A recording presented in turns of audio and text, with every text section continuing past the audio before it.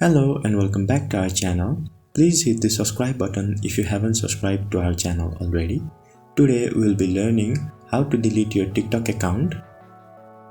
For that, open your TikTok application and then go to your profile by tapping on the profile icon that is on the bottom right corner.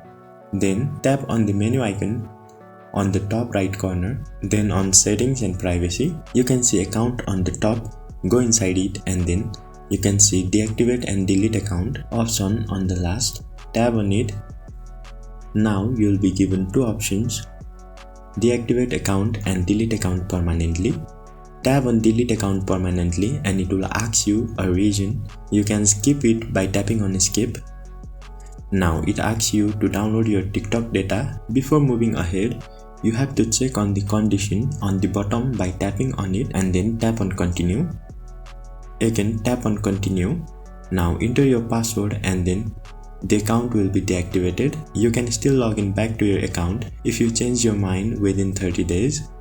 After 30 days, your account will be completely deactivated. So that is all for the video. Thank you for watching the video till the end and let us know if you face any problems on the comment section below.